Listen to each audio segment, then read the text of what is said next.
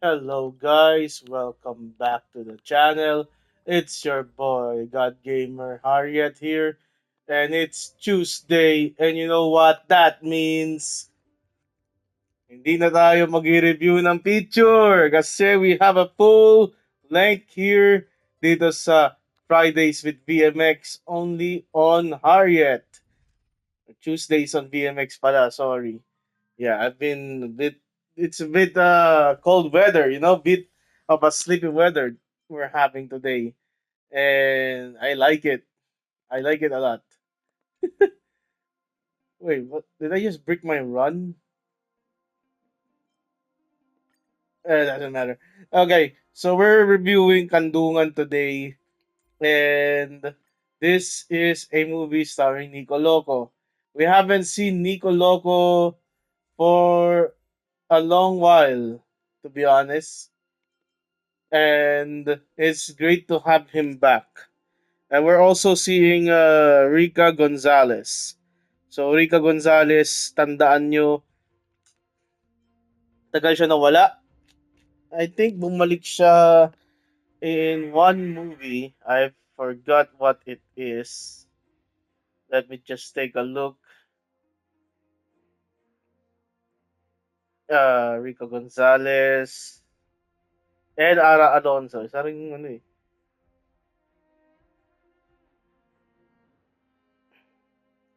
Rico Gonzalez, Kandungan, Kapalit, Hiram. Yeah. Yeah, Hiram. She came back on Hiram along with Seth Garcia. Yeah. So this is one of her bring movies after she renew her contract, I guess. And with that being said, Kandungan is very ecstatic, for the lack of the better term. When I mean ecstatic, uh, medyo nakaka-excite ang pelikula na to eh. It's about a guy, Louis, having an affair. And with this affair, he is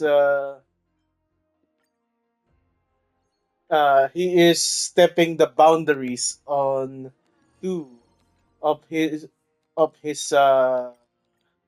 most cherished moments. Yung kanyang asawa, okay? At yung kanyang kabit.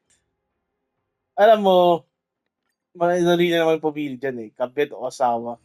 Siyempre, pipili mo yung asawa mo. Kaya ka nga nag-asawa eh, or rather in this case, your fiance, your fiance. Okay? So,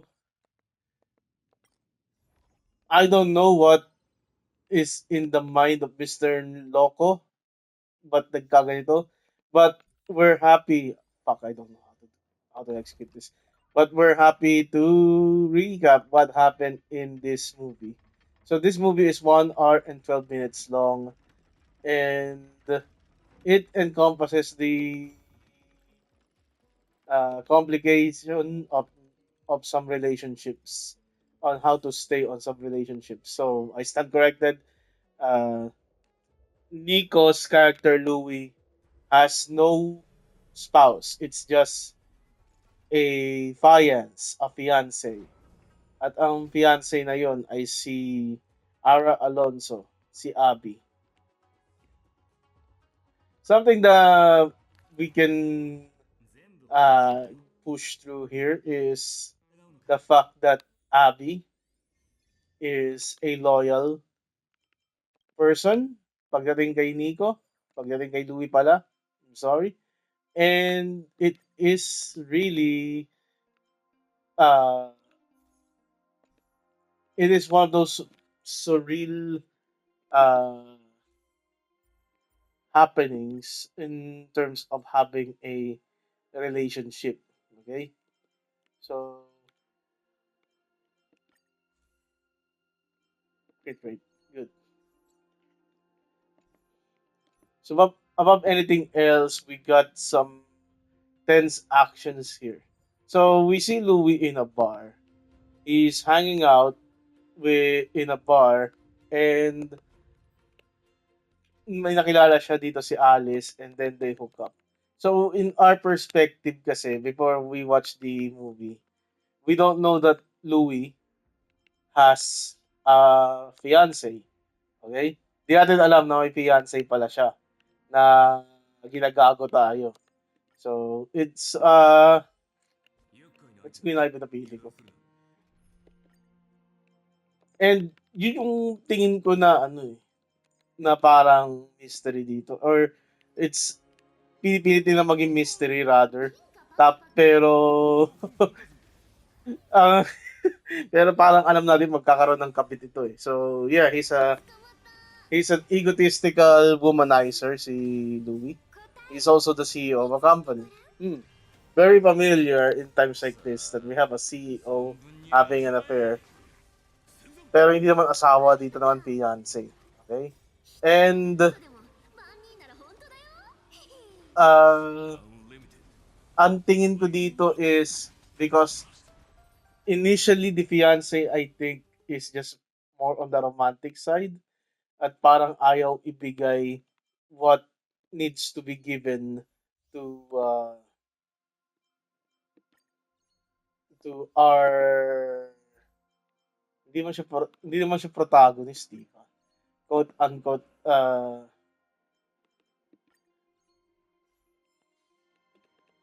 Deuteronomist or rather yun Deuteronomist. Parang half antagonist, half uh, protagonist. Yun yung nakikita ko kay Louis. Kasi siya yung pinafollow natin eh. Yung exploits niya yung sinusundan natin eh. And I think that's a fair point to be called out, di ba? Well, anyway, we get to meet the girl named Chloe, isa niyang assistant. Another familiar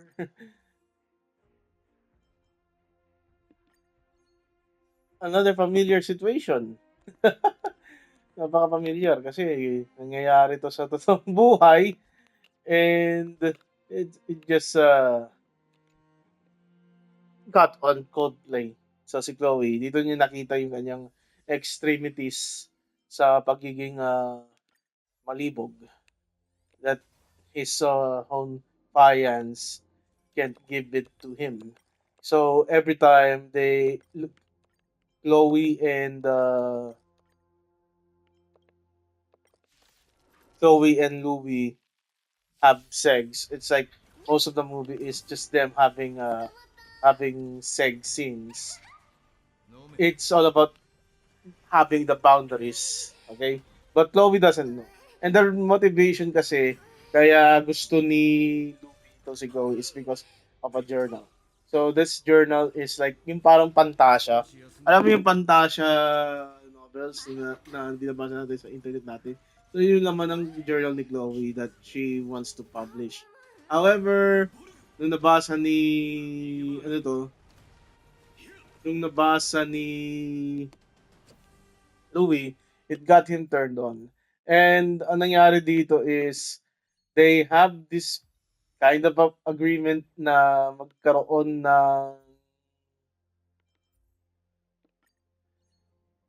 ng vow, okay? That papayag itong si papayag itong si Chloe makipagtalik or makipag-appear, but in the slight in the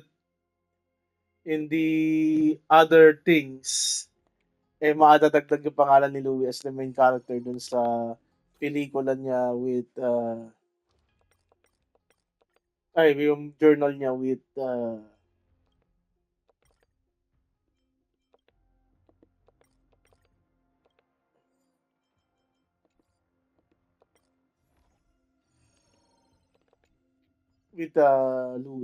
Louis. So yung pangalan ni Louis malalagay technical uh, dun sa pinagmamalaki niyang journal. Okay? And Louis has the right to read it, get turned on, and have sex. So, yeah.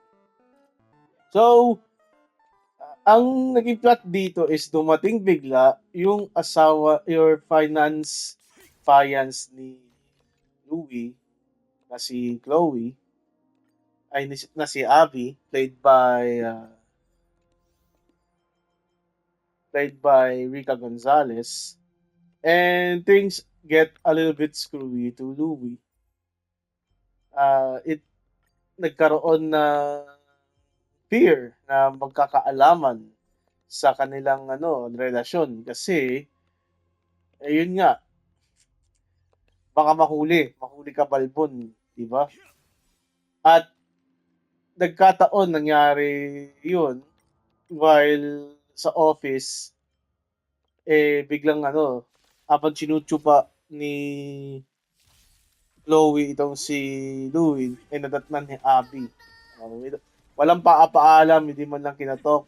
Basta nakita na ni Abby, uh, Chloe is sucking the schlong of Mr. Louis. Well, things get a little bit out of hand dito sa pelikula na to on the fact na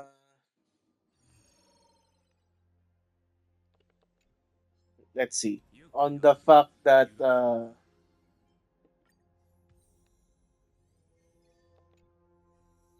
to? Meditation. Wow. Ano yun? I just break my run. Well, I just break my run, so it happens. Let's just override an equation. Oh, don't override this. Sure.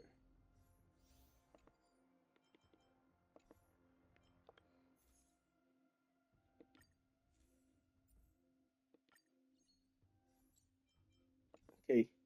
So yun, nagkaalaman. And then, I think, uh, I think Abby managed to get hands on the journal of uh, of Chloe.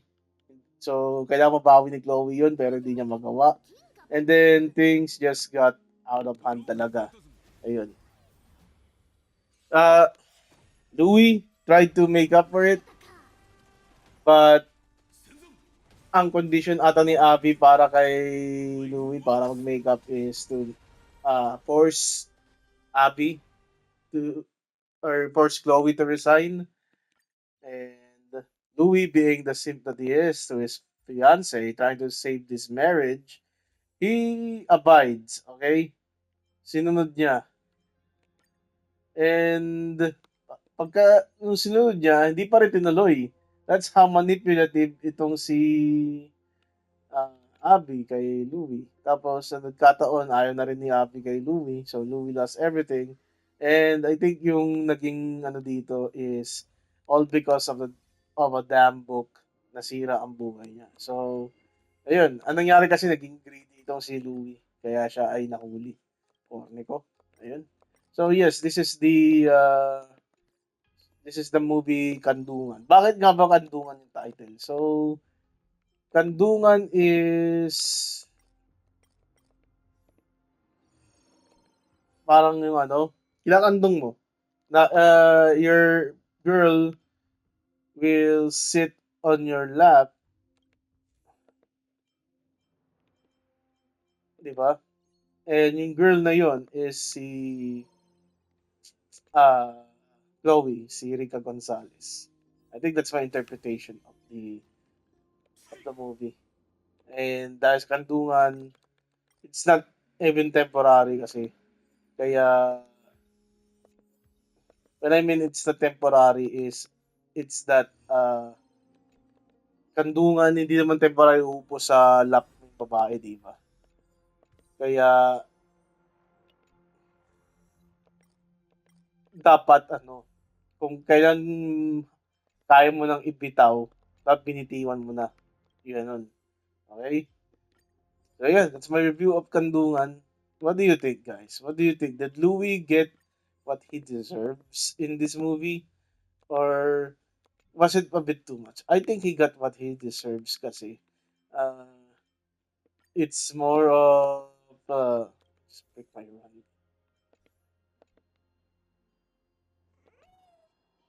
It's more of what happened to him that ends into a disappointment to his married life. He was supposed to be married. He was getting married. He was making out the invitations, diba? And then he just screw it all up just to see yung pleasure. So, yeah, sometimes we don't have to look at the pleasure, okay? We don't have to need the pleasure talaga in order to get on things. Sapat na yung may nagmamahal sa'yo. And that's the moral of this lesson. See you on Friday for the next Friday's PMX review. I think it's Maalikaya sa Friday, July 25. So we are going to take a look at that very, very closely. This is your boy telling you goodbye and good night. Bang.